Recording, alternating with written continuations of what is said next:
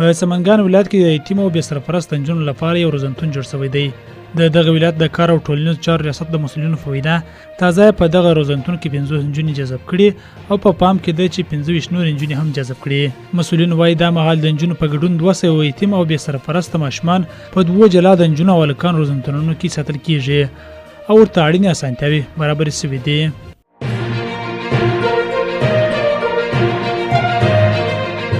د بهرنیو چارو وزارت سیاسي مرستیال په کابل کې د چین سفارت مرستیال باو ژوهوی سره کتلې دي.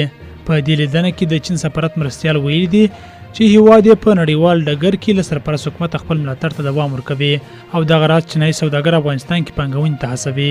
ورته مهال د بهرنیو چارو وزارت سیاسي مرستیال هم د بیجینګ او کابل ترمنځ اړیکې مهمې بللې او د دوه اړخیزو ګټو پر بنسټ یې د دغو اړیکو د پراختیا او پیاوړتیا غوښتنه کړې ده.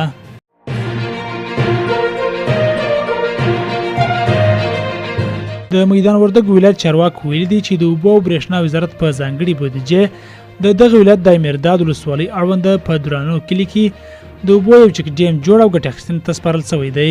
د مسؤلینو په خبره یاد چک ډیم 50 متره اوږدوالی او 8 متره لوړوالی لري چې د 4.5 میلیون افغانیو په لګښت جوړ شوی دی چې له لارې به د سیلابونو مخه ونیول شي او ورسره به تر ځمکې لاندې اوبه هم زیاتې شي.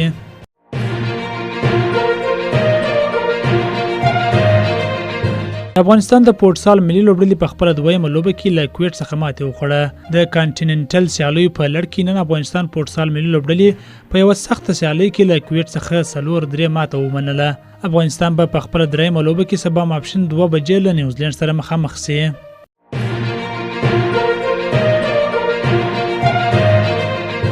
زيلنسکي وایي د روسیې په یو برید کې 140 کسان وژل شوي او 180 نور ټپیان شوي دي. د اوکراین ولسمشر ولادیمیر زيلنسکي وایي روسیې د بالستیک توغندۍ په وسیله د دې هیواد په مرکزي ښار بالاتوا برید کړی چې 140 کسان یې وژلي او 180 نور ټپیان کړي دي. ښاغلي زيلنسکي پر خپل ټلګرام پاڼه لیکل دي 2 بالستیک توغندۍ د بالاتوا په یو تعلیمي مرکز او ورته سیرمه روغتون لګېدلې دي. د هغه په وینا د مخابراتي انسټیټیوټ د ودانۍ یوه برخه هم نړېدلې ده.